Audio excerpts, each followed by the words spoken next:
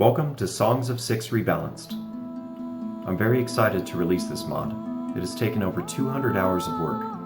Special thank you to Skane for extensive testing of the Grandmaster difficulty. Songs of Syx is a beautiful title. The use of multiple species with individual likes and dislikes really sets it apart in the city builder space. Accordingly, I built this mod around the idea of cities that use most, if not all, species. Running one or two will work, but you will likely need to drop your difficulty.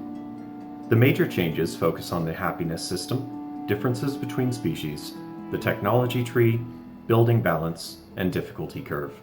The battle system isn't touched at all. Let's dive in. When you start your playthrough, you'll find a README title that I highly suggest going through. After that, you'll choose one rebalanced title to set your difficulty.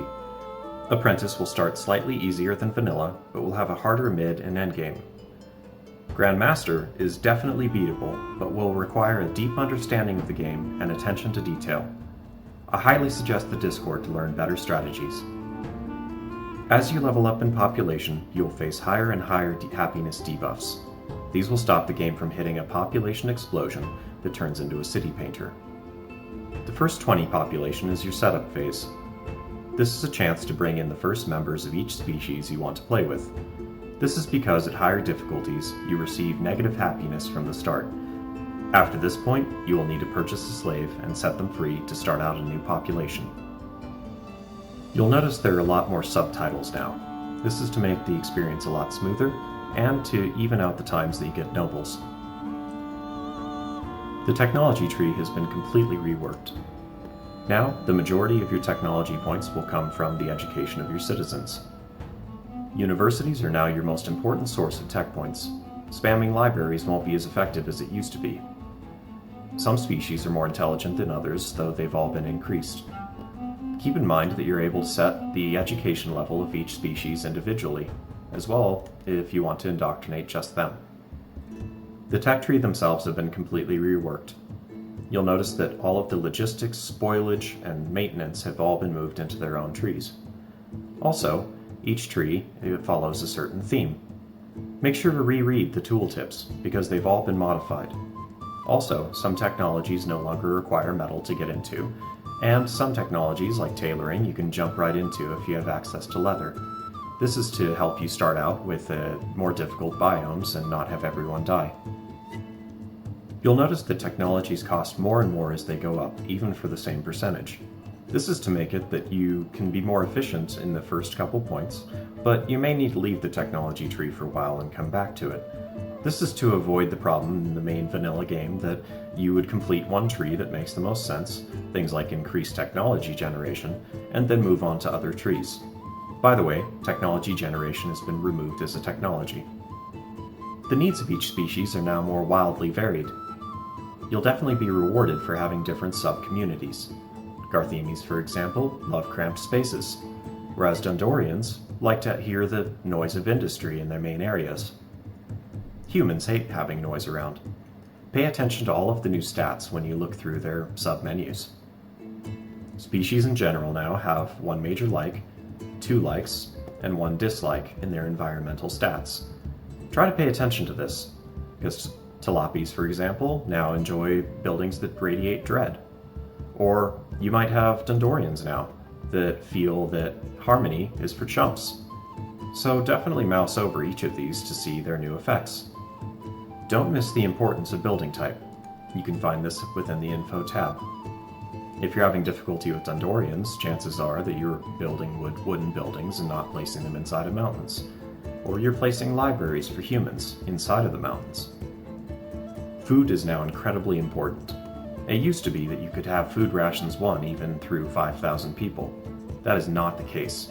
In early game, you should even try to get to 2 or even 3 food rations as soon as possible.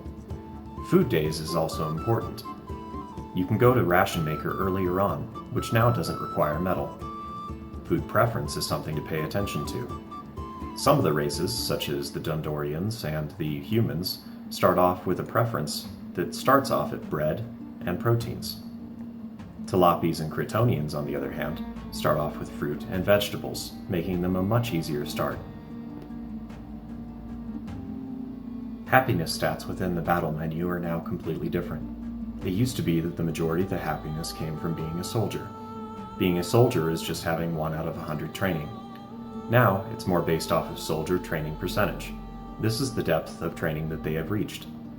Keep in mind that some species don't even care about it, humans for instance, and some dislike it, like Kryptonians. You'll notice that each one of them have different levels of preference. So you're best suited off giving something like Dundorians deeper training, and humans just about none. The reason for that is that a lot of the loyalty stat comes from army size. So having even a base amount of training for just about everyone but Kryptonians serves you well. Administration points are now more difficult to generate. You can no longer just spam taking over territories and developing them.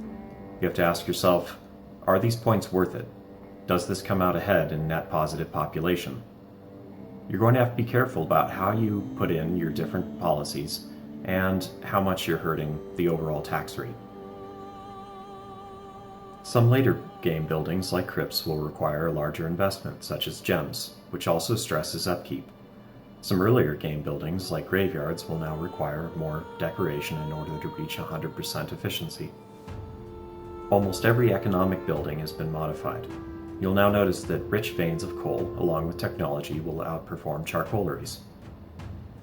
Garthemes now have a place in the world. They have greatly increased logistics capacity, and now they're good at fishing. They like closely packed quarters, and people generally hate them a bit less. Garthemes aren't the only ones who are hated now. Everyone is kind of uncomfortable with the other stat. You'll notice that your population majority will grow a little bit easier, but everyone has some level of tension. There's really too much to cover in this video. There have been hundreds of changes, and I really hope that it's created a smooth experience throughout Songs of Syx and its difficulty curve. You don't have to know the differences in order to feel them, but make sure to pay attention to your different menus in order to diagnose what sort of happiness issues that you're running into, and keep in mind that some things are new, such as dislikes of certain environments. I highly suggest joining the Discord. You can learn some advanced strategies there, and feel free to @BuildAsMaximus if you have any questions or suggestions on how I can make this mod a better piece. Lastly, please leave a review for Songs of Syx. Jake has created an incredible title here, and I'm very excited to see its future. Keeping the reviews up at overwhelmingly positive ensures that when this game has a 1.0 release, that he'll be able to continue development or even start a new title. This game deserves the attention. Good luck, and if you manage to be a good enough ruler to beat Grandmaster, share a save. I'd be curious how you did it.